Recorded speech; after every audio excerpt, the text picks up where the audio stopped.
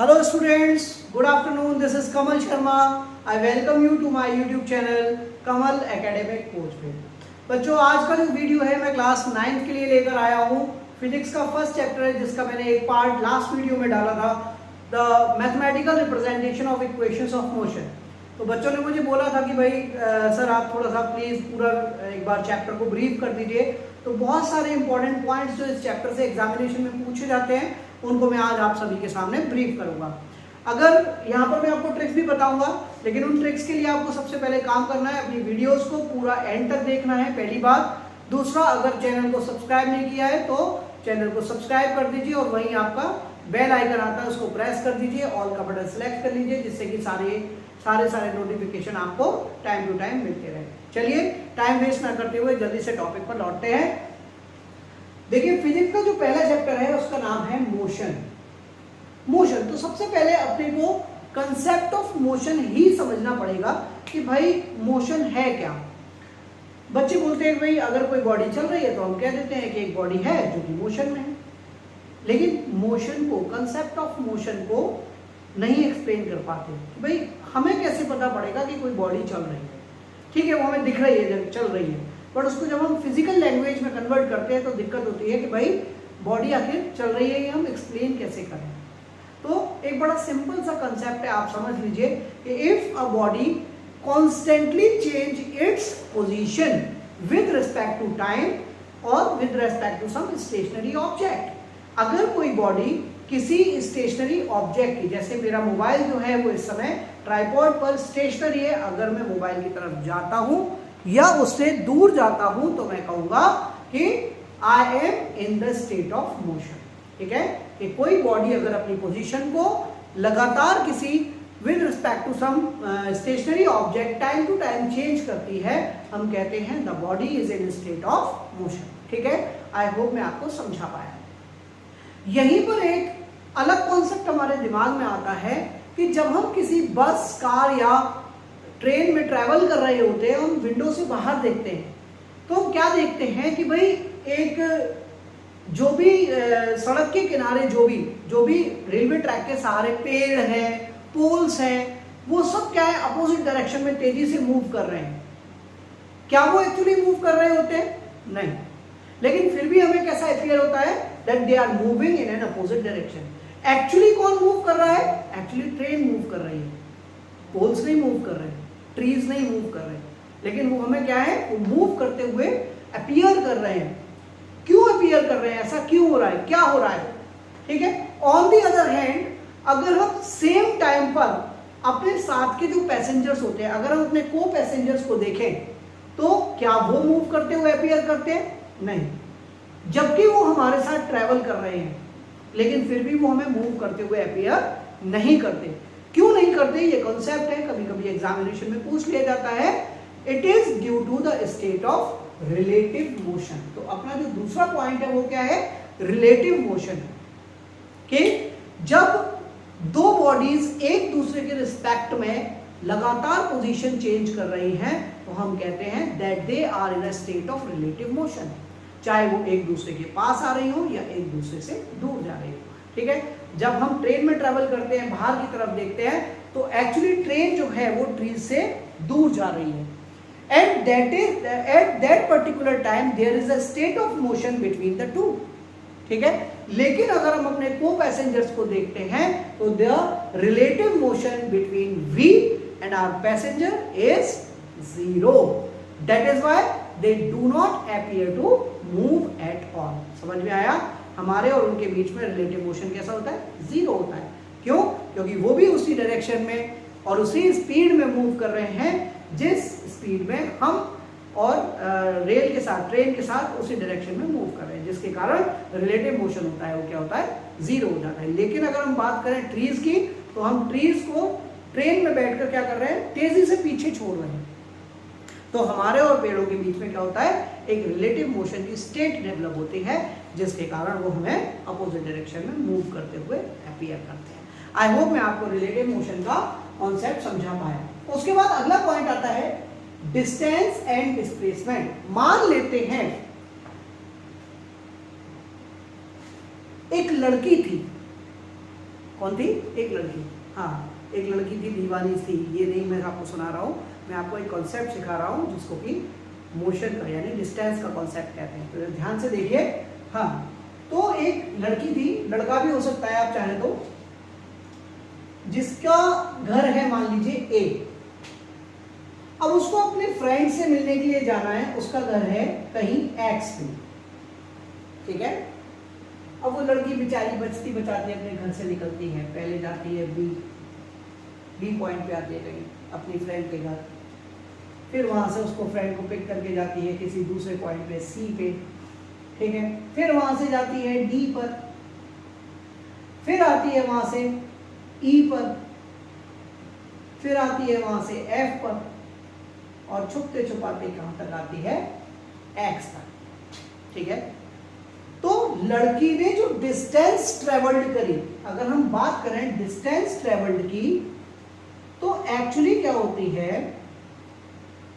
Distance travelled by the body is the actual path. क्या? Actual path by a travelled by a body. तो actual path कौन सा होगा? Distance travelled A B plus B C plus C D plus D E plus E F plus F X. This is called the distance travelled by a body. तो अगर इसको explain करेंगे तो कैसे करेंगे? The actual path travelled by a body while moving from one place to another is called distance traveled by the body। अगर हम बात करते हैं डिस्प्लेसमेंट की, तो डिस्प्लेसमेंट क्या होता है? The shortest path. क्या? The shortest path. ये लड़की इधर उधर घूम के क्या होता था? सीधी भी जा सकती थी, लेकिन सीधी गई नहीं है। आजकल लोग सीधे चलते नहीं है ना। तो अगर ये सीधी जाती तो the shortest path between the initial and final position of the body is called displacement in the position of the body। तो displacement को अगर मैं यहां पर बताऊंगा, displacement क्या होगा? displacement हो गया किसके बराबर? ax। समझ में आया? तो the actual path traveled by the body while moving from one place to another is called its distance traveled, while displacement is the shortest path between the initial and final position of the body। ठीक है, दोनों में differences exam में पूछा जाता है। तो एक तो डेफिनेशन का डिफरेंस हो गया, दोनों की ही यूनिट मीटर होती है, क्योंकि दोनों ही क्या है? एक तरीके से मेजरमेंट ऑफ डिस्टेंस है। तो दोनों की यूनिट क्या होती है? मीटर होती है। दोनों की डेफिनेशन का एक डिफरेंस दे सकते हैं। दूसरा डिफरेंस क्या दे सकते हैं?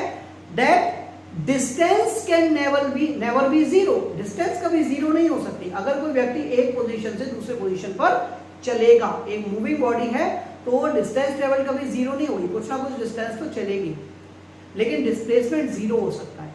कैसे जीरो हो सकता है? एक कहावत याद रखिए, लौट के बुद्धू घर को आए। ठीक है, तो अगर ये लड़की इसके घर गई और वापस अपने घर आ गई, तो नेट इसकी इनिशियल पोजीशन क्या थी? ए, और इसकी फाइनल पोजीशन भी क्या थी? ए। तो जब इनिशियल और फाइनल पोजीशन सेम होती हैं, तो हम कहते हैं डिस्प्लेसमेंट क्या हो गया? जीरो हो गया।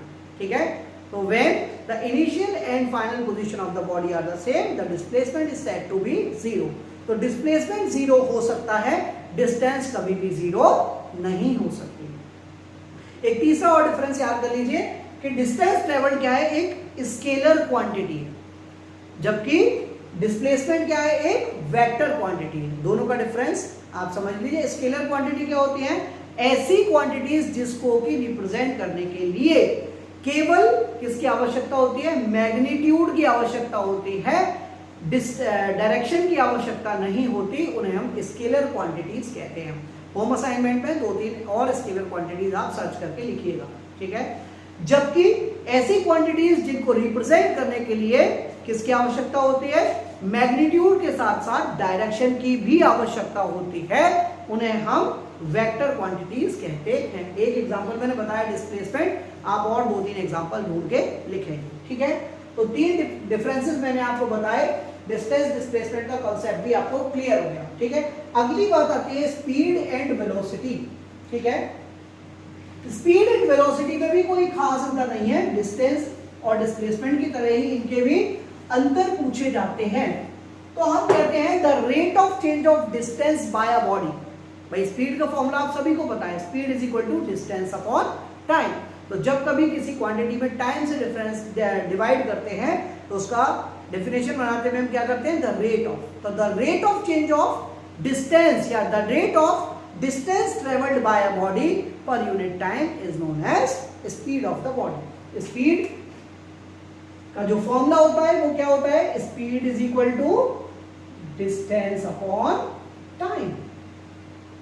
ऑन द अदर हैंड अगर हम बात करें वेलोसिटी, तो वेलोसिटी को हम एक्सप्लेन कर देते हैं the speed of a body या the distance travelled by a body per unit time in a given direction. ठीक है, तो जब कभी भी स्पीड कहां नाप रहे हैं हम, किसी गिवन डायरेक्शन में, किसी स्पेसिफिक डायरेक्शन में, तो हम कहेंगे वेलोसिटी ऑफ द बॉडी। इसका फॉर्मूला क्या होता है, velocity of the body is the displacement upon time. क्या होता है, डिस्प्लेसमेंट अपॉन टाइम। यूनिट क्या होती है इसकी, इसकी यूनिट होती है मीटर पर सेकेंड, इसकी भी यूनिट होती है मीटर पर सेकेंड, लेकिन दोनों में अंतर क्या हो गया, speed is the distance upon time, the rate of change of distance by a body per unit time, जबकि displacement upon time is known as velocity of a body. यानी कि एक्सप्लेन करें, speed of a body in a given direction is known as its velocity. दोनों में अंतर अगर बात करें तो एक तो डेफिनेशन का अंतर हो गया, दूसरा फॉर्मूले का अंतर हो गया, तीसरे दो अंतर जो मैंने डिस्टेंस डिस्प्लेसमेंट में बताए वो यूज किए जा सकते हैं। That speed of a body can never be zero. Speed कभी जीरो नहीं हो सकती, लेकिन वेलोसिटी जीरो हो सकती है। कब जीरो हो सकती है, जब डिस्प्लेसमेंट जीरो होगा। ठीक है, अगर डिस्प्लेसमेंट जीरो है तो वेलोसिटी भी जीरो हो गई।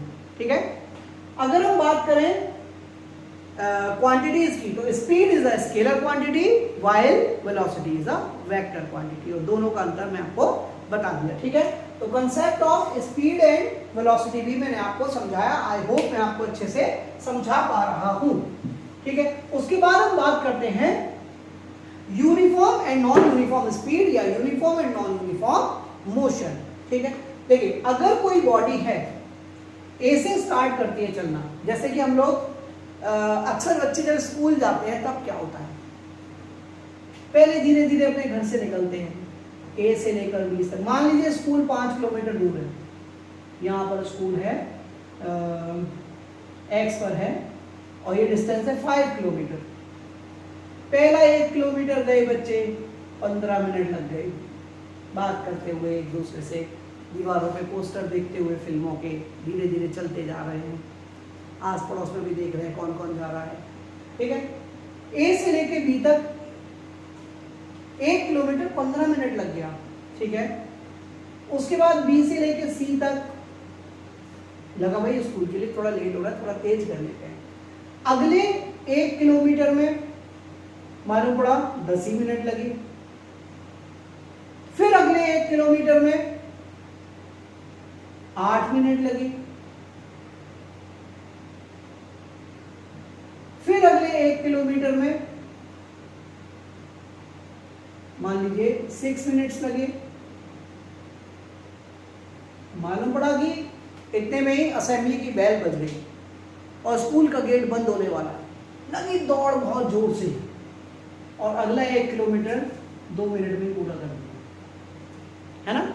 तो यहां पर क्या है, when a body travels equal distances in unequal interval of time, ऐसा भी कह सकते हैं unequal distances in equal interval of time। जैसे मैंने यहाँ पर डिस्टेंस मैंने लिया 15 मिनट 10 मिनट, हम इसको क्या कर सकते हैं, हम कह सकते हैं कि पहले 15 मिनट में 1 किलोमीटर गया, दूसरे 15 मिनट में मान लीजिए 2 किलोमीटर गया और बाकी का बचा हुआ 3 किलोमीटर जो है, 2 किलोमीटर जो है वो इसमें 5 मिनट में कवर, 15 मिनट में कवर कर लिया। तो हम यहां पर कह सकते हैं when a body travels unequal distance in equal interval of time, then the body is said to have a non-uniform motion। जब बॉडी इक्वल डिस्टेंसेस ट्रेवल करने के लिए अनइक्वल डिस्टेंस ट्रेवल करने के लिए इक्वल टाइम यूज करती है तो हम कहते हैं it is in a state of non uniform motion. When a body travels unequal distance in equal interval of time. ये मैंने आपको 15 मिनट लिया है, ये स्मॉलेस्ट भी हो सकता है, 1 मिनट 2 मिनट 5 मिनट कुछ भी हो सकता है, ठीक है। तो when a body travels unequal distance in equal interval of time it is said to have a non uniform speed या नॉन यूनिफॉर्म मोशन।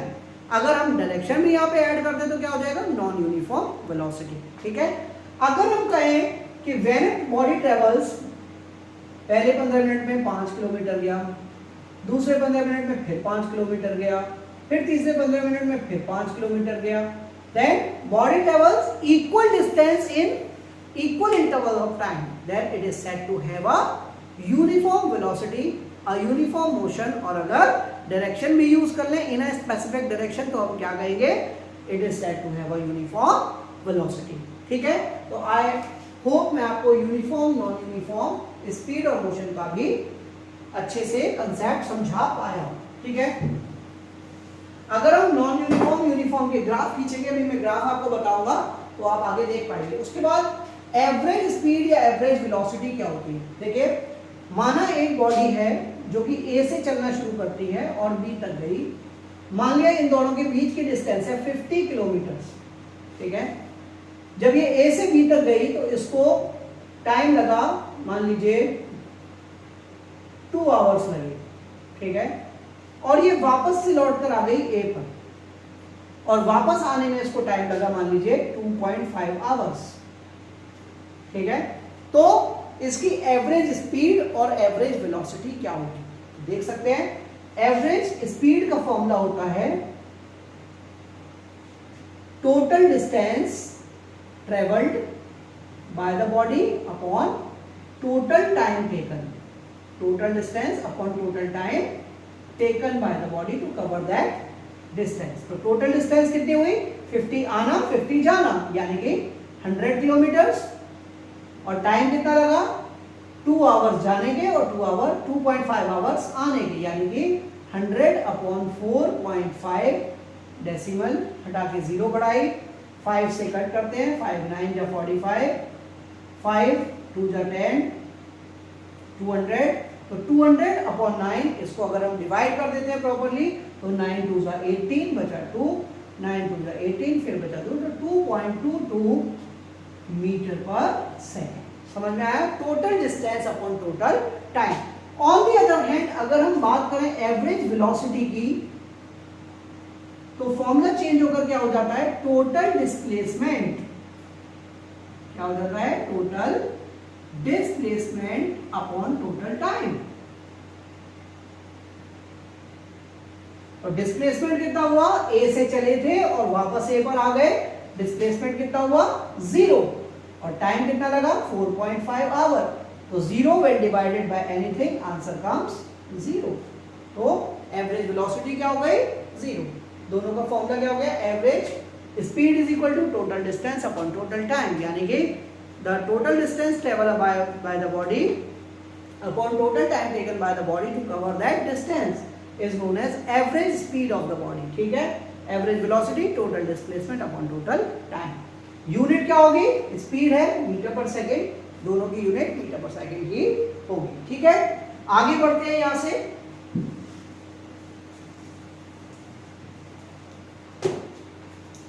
उसके बाद आता है एक्सीलरेशन और रिटार्डेशन। देखिए एक्सीलरेशन क्या है, हम लोग बाइक जब हमको जाना होता है कहीं स्पीड बढ़ानी होती है तो हम कहते हैं एक्सीलरेटर दे दो, accelerator. It is not accelerator, it is basically accelerator, जो स्पीड को क्या करता है, तेज कर देता है, ठीक है। और जब कोई बीच में ऑब्स्टेकल आ जाती है, जाम लग जाता है तो हम क्या करते हैं, ब्रेक लगाते हैं। ब्रेक के कारण स्पीड कम हो जाती है, यानी कि स्पीड का क्या हो गया, रिटार्डेशन। तो अगर हम बात करें एक्सीलरेशन, एक्सीलरेशन को रिप्रेजेंट करते हैं स्मॉल ए से। इसका फॉर्मूला होता है a equals to v minus u upon t, where v equals to क्या है, फाइनल वेलोसिटी या फाइनल स्पीड भी कह सकते हैं, u इक्वल्स टू क्या है, इनिशियल वेलोसिटी, और t इक्वल्स टू क्या है, टाइम, ठीक है। तो अगर हम इसका फॉर्मूला बनाएंगे तो v माइनस यू क्या हो गया, चेंज इन वेलोसिटी, फॉर्मूला बनाएंगे, टाइम से डिवाइड है तो कैसे बनाएंगे definition, the rate of change of velocity of an object, the rate of change of velocity of an object is known as acceleration. ठीक है, तो एक्सीलरेशन, इसमें मान लिया कोई बॉडी है जो इनिशियल वेलोसिटी u से चल रही है, t टाइम के बाद उसकी फाइनल वेलोसिटी क्या हो जाती है v, तो एक्सीलरेशन क्या हो गया a equals to v minus u upon t। ठीक है, यूनिट क्या होगी इसकी, देखिए v और u क्या है, दोनों स्पीड है, स्पीड की यूनिट क्या होगी मीटर पर सेकेंड, और अपॉन टाइम, टाइम की भी सेकेंड, तो क्या हो गया मीटर पर सेकेंड स्क्वायर। ठीक है, समझ में आया, मीटर पर सेकेंड स्क्वायर इसकी यूनिट हो गई। ठीक है, एक्सीलरेशन, तो जब कभी भी किसी बॉडी की स्पीड क्या हो रही है, इंक्रीज हो रही है, तो हम कहेंगे the body is said to be accelerate, उसकी स्पीड क्या हो रही है, एक्सीलरेट हो रही है। ठीक है, और अगर उसकी स्पीड कम हो रही है तो हम कहेंगे the body is said to be retard या डिसिलरेट, रिटार्डेशन हो रहा है उसमें। ठीक है, तो अगर हम शॉर्ट में समझना चाहें तो कह सकते हैं a negative acceleration is called retardation. ठीक है, negative acceleration is called retardation, जिसमें स्पीड क्या हो रही है, कम हो रही है। ठीक है, आई होप मैं समझा पा रहा हूं आपको। 1 मीटर पर सेकेंड स्क्वायर की डेफिनेशन कैसे बना सकते हैं हम, 1 मीटर पर सेकेंड स्क्वायर की, कि अगर 1 सेकेंड में किसी बॉडी की स्पीड में कितना चेंज हो जाए, 1 मीटर पर सेकेंड का चेंज हो जाए, तो हम कहेंगे it is said to be having a acceleration of 1 metre पर सेकेंड स्क्वायर। ठीक है, चलिए आगे बढ़ते हैं। एक्सीलरेशन रिटार्डेशन में आपको समझा पाया, उसके बाद आते हैं यूनिफॉर्म नॉन यूनिफॉर्म एक्सीलरेशन या यूनिफॉर्म नॉन यूनिफॉर्म रिटार्डेशन। बड़ा सिंपल सा है समझने के लिए। अगर हम बात करते हैं कि कोई बॉडी ए से और एक्स तक जा रही है, ठीक है, अब पहले उसकी स्पीड मान लिया है 10 मीटर पर सेकेंड। ठीक है, 5 सेकेंड के बाद आफ्टर 5 सेकेंड्स इसकी स्पीड बी पर आने पर इसकी स्पीड हो जाती है 15 मीटर पर सेकेंड। सी पर अगले 5 सेकेंड बाद इसकी स्पीड हो जाती है 20 मीटर पर सेकेंड। फिर डी पर आने पर अगले 5 सेकेंड में इसकी स्पीड हो जाती है 25 मीटर पर सेकेंड। आप देख सकते हैं हर 5 सेकेंड में इसकी स्पीड में कितना इंक्रीज हो रहा है, 5 मीटर पर सेकेंड का इंक्रीमेंट हो रहा है। तो when a body increases its speed by equal amount in equal interval of time, it is said to have a uniform acceleration। समझ में आया, अगर कोई बॉडी अपनी स्पीड इक्वल इंटरवल में इक्वल अमाउंट में इंक्रीज करती है तो हम कहेंगे बॉडी का एक्सीलरेशन कैसा है, यूनिफॉर्म। ठीक है, ऑन द अदर हैंड अगर ए से बी तक जाते में पहले 5 सेकेंड में स्पीड हो जाती है, पहले 10-30 इनिशियल, पहले 5 सेकेंड में हो जाती है 15, अगले 5 सेकेंड में हो जाती है 25 मीटर पर सेकेंड, फिर अगले 5 सेकेंड में ये हो जाती है 30 मीटर पर सेकेंड, फिर अगले 5 सेकेंड में ये हो जाती है 50 मीटर पर सेकेंड। तो हम कहेंगे when body increases its speed by an equal amount in equal interval of time, it is said to have a non uniform acceleration। देखो यहां पर स्पीड इंक्रीज हो रही है, अगर हम यूनिफॉर्म रिटार्डेशन कहें तो क्या होगा, when a body decreases its speed by equal amount in equal interval of time। पहले मान लिया 50 मीटर पर सेकेंड थी, 5 सेकेंड बाद हो गई 45 मीटर पर सेकेंड, फिर 5 सेकेंड बाद कितनी हो गई 40 मीटर पर सेकेंड, फिर अगले 5 सेकेंड बाद हो गई 35 मीटर पर सेकेंड। मतलब it decreases bye equal amount in equal interval of time, it is said to have a uniform retardation। and when it decreases by unequal amount in equal interval of time, it is said to have a non uniform retardation। जैसे मान लिया पहले थी 50 metre पर second, अब अगले 5 second में हो गई 40 मीटर पर सेकेंड, फिर अगले 5 सेकेंड में 38 मीटर पर सेकेंड ही डिक्रीज हो गई, फिर अगले 5 सेकेंड में मान लिया 30 मीटर पर सेकेंड हो गई, फिर अगले 5 सेकेंड में 20 मीटर पर सेकेंड हो गई। तो when it decreases by unequal amount in equal interval of time, it is said to have a non uniform retardation. ठीक है, और रिटार्डेशन मैंने बताया negative acceleration is called retardation. Retardation की यूनिट क्या होती है, मीटर पर सेकेंड स्क्वायर, जो एक्सीलरेशन की होती है। ठीक है, आगे बढ़ते हैं।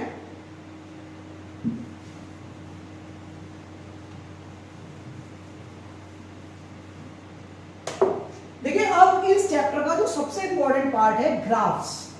ये ग्राफ आपको बहुत इंपॉर्टेंटली समझने पड़ेंगे। तो सबसे पहले हम बात करते हैं डिस्टेंस टाइम ग्राफ की। डिस्टेंस टाइम ग्राफ, आपको सबसे पहले एक बात समझनी पड़ेगी कि जब कभी भी हम डिस्टेंस और टाइम के बीच ग्राफ खींचेंगे तो जो रिजल्टेंट आएगा हमारा वो क्या आएगा, स्पीड आएगी।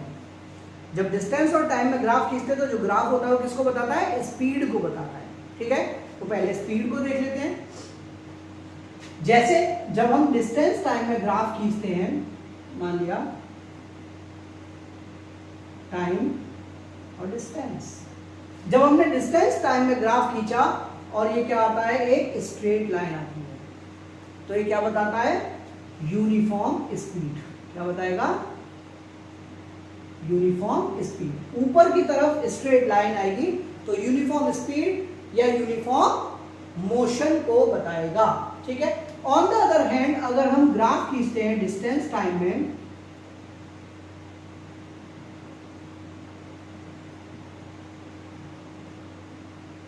और एक कर्व्ड लाइन आती है तो ये क्या बताएगा, non uniform speed. Non uniform speed कह सकते हैं या नॉन यूनिफॉर्म मोशन भी कह सकते हैं। ठीक है। अच्छा, अगर हम डिस्टेंस और टाइम में ग्राफ खींचे और एक लाइन आए parallel to the time axis, तो हम ये क्या कहेंगे कि टाइम तो बढ़ रहा है लेकिन बॉडी डिस्टेंस चेंज नहीं कर रही। मतलब ये क्या बताती है, स्टेशनरी बॉडी को बताता है। The body is stationery, body is not changing its place. ठीक है। तीनों ग्राफ याद रखेंगे, पहला यूनिफॉर्म स्पीड या यूनिफॉर्म मोशन, दूसरा नॉन यूनिफॉर्म स्पीड या नॉन यूनिफॉर्म मोशन, तीसरा स्टेशनरी बॉडी। ये डीटी ग्राफ है, डिस्टेंस टाइम ग्राफ। ठीक है। एग्जामिनेशन में पूछे जाते हैं और इंपॉर्टेंट होते हैं। पूछ लिया जाता है कि भाई कौन सा, आपको एक क्वेश्चन आता है एग्जाम में कि भाई बताओ, एक ग्राफ दे दिया जाएगा आपको डी टी, कि ग्राफ में कौन सा पार्ट यूनिफॉर्म मोशन को बता रहा है, ओ ए बी सी। कौन सा पार्ट यूनिफॉर्म मोशन को बता रहा है, यूनिफॉर्म स्पीड, तो आप कह देंगे O A is representing uniform speed. ठीक है। A B is representing stationary body, the body is stationary during this time, and BC is representing, क्या रिप्रेजेंट कर रहा है, the non uniform speed of the body. ठीक है। तो DT graph तीनों इस तरीके से आते हैं और DT ग्राफ का रिजल्टेंट क्या बताता है, हमेशा स्पीड बताता है। ऑन द अदर हैंड अगर हम वेलोसिटी और टाइम में ग्राफ खींचे, स्पीड टाइम या वेलोसिटी टाइम में, तो जो रिजल्टेंट होता है वो एक्सीलरेशन बताता है। क्या बताता है, एक्सीलरेशन। कौन से ग्राफ में, speed time. Speed time graph में अगर हम ग्राफ खींचे तो रिजल्टेंट हमेशा क्या बताएगा, एक्सीलरेशन बताएगा।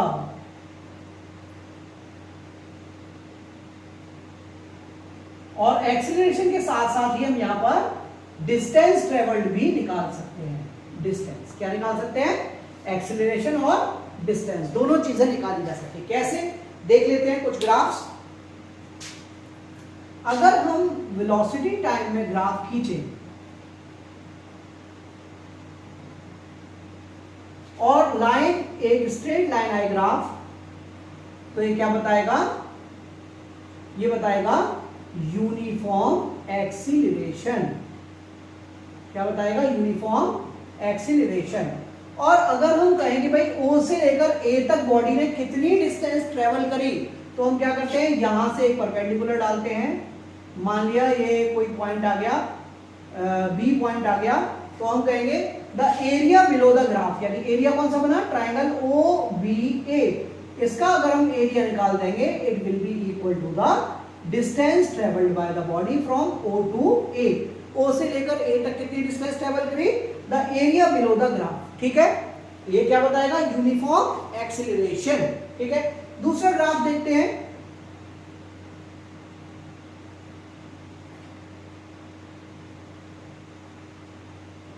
स्पीड टाइम, कि अगर स्पीड टाइम में ग्राफ खींचा और एक कर्व्ड लाइन आती है, ठीक है, तो ये क्या बताएगा? Non uniform acceleration, non uniform acceleration, ठीक है। अगर हम स्पीड टाइम में ग्राफ खींचे,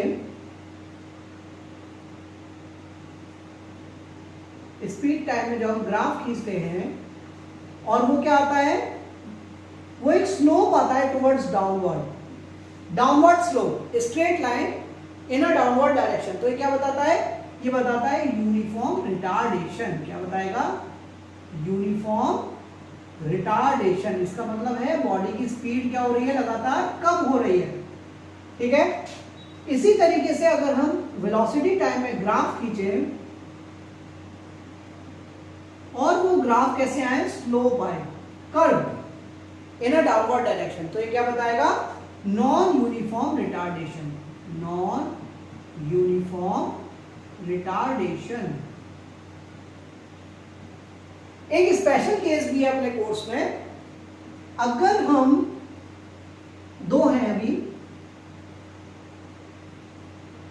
वेलोसिटी और टाइम में ग्राफ खींचे और एक लाइन आ जाए parallel to the time axis, जो ग्राफ आए वो parallel to the time axis आएगा, तो इसको क्या कहेंगे हम?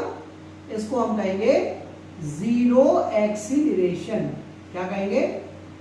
जीरो एक्सीलरेशन, या इस जीरो एक्सीलरेशन को ही हम कह सकते हैं कांस्टेंट स्पीड, कि बॉडी टाइम के साथ स्पीड चेंज नहीं हो रही, स्पीड कांस्टेंट बनी हुई है, तो कांस्टेंट स्पीड या जीरो एक्सीलरेशन। और यहीं पर हम एक बहुत इंपॉर्टेंट ग्राफ और डिस्कस कर लेते हैं। मैं इसको रब कर देता हूं ऊपर से,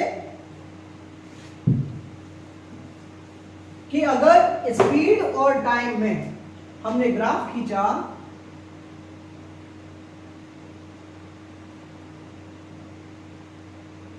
और ग्राफ पॉइंट ऑफ ओरिजिन से शुरू ना होकर थोड़ा ऊपर से शुरू होता है, ये O है मान लीजिए, ये AB है, तो हम कहेंगे ये लाइन क्या बताएगी? लाइन तो वही बताएगी, यूनिफॉर्म एक्सीलरेशन, यूनिफॉर्म एक्सीलरेशन, क्योंकि ये स्ट्रेट है। लेकिन साथ ही साथ ये एक बात और बताती है, that the initial speed of the body is not zero. क्या बताएगी ये? बॉडी की इनिशियल स्पीड जीरो नहीं है, ठीक है।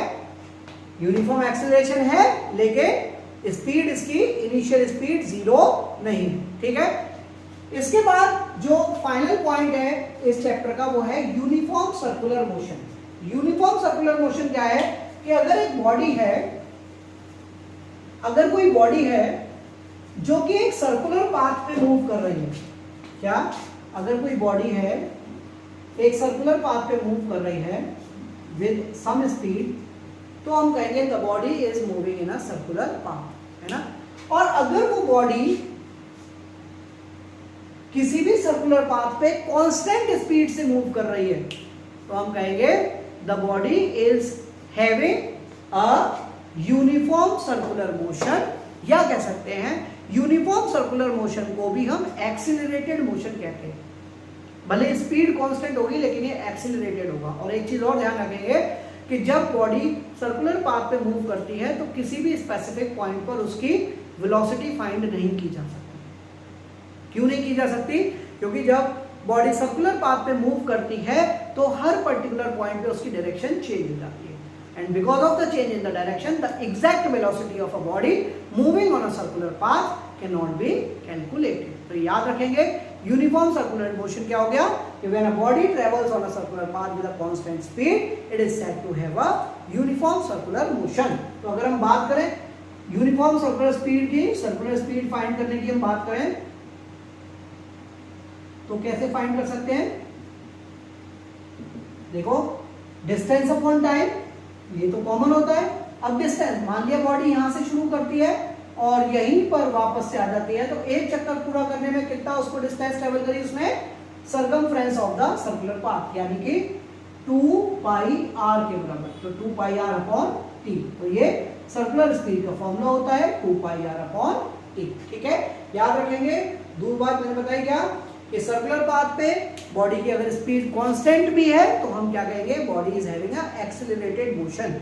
ठीक है, दूसरी बात क्या कहेंगे, इसकी वेलोसिटी कभी भी फाइंड नहीं की जा सकती। ठीक है, क्लियर है? ओके, इसके बाद एक इंपॉर्टेंट क्वेश्चन और आता है कि अगर एक सर्कुलर पाथ पे कोई बॉडी मूव कर रही है तो हर पर्टिकुलर रिवॉल्यूशन के बाद जो उसका डिस्प्लेसमेंट होता है वो क्या हो जाता है, जीरो हो जाता है। ठीक है, ये याद रखेंगे। अगर यहाँ से चलना शुरू किया तो यहीं पर आए तो जो डिस्प्लेसमेंट है वो जीरो हो गया और डिस्टेंस ट्रेवल किसके बराबर हुई, 2πr के बराबर। ठीक है, अगर हाफ टर्न लिया तो डिस्टेंस ट्रेवल किसके बराबर हो गई, πr के बराबर। ठीक है, और डिस्प्लेसमेंट किसके बराबर हो गया, 2r, यानी कि डायमीटर ऑफ द पाथ के बराबर। ठीक है, ये बातें आपको याद रखनी है, एग्जामिनेशन में इनसे न्यूमेरिकल प्रॉब्लम जरूर आती है। तो आई होप मैं आपको सारे कॉन्सेप्ट बहुत अच्छे से समझा पाया। और भी मैं कॉन्सेप्ट आपके पास ट्रिकी कॉन्सेप्ट्स लेकर आऊंगा, न्यूमेरिकल्स भी मैं आपको समझाऊंगा। ठीक है, उसके लिए आपको मेरा चैनल सब्सक्राइब करना है, लाइक करना है, शेयर करना है, वीडियोस को एंड तक देखना है और जब सब्सक्राइब करें वहां बेल आइकन दबाना है और बेल आइकन के बाद ऑल सेलेक्ट करके आपको सारे नोटिफिकेशंस टाइम टू टाइम मिलते रहेंगे। सारी वीडियोस में मेरे साथ बने रहिए कमल एकेडमिक कोच में और देखते रहिए, स्वस्थ रहिए, सुरक्षित रहिए, घर पे रहिए, मास्क का यूज कीजिए, सैनिटाइजर्स का यूज कीजिए और अपने आप को स्वस्थ रखने के लिए व्यायाम करें, साथ ही साथ पढ़ाई करें। ठीक है, till then good day, good bye.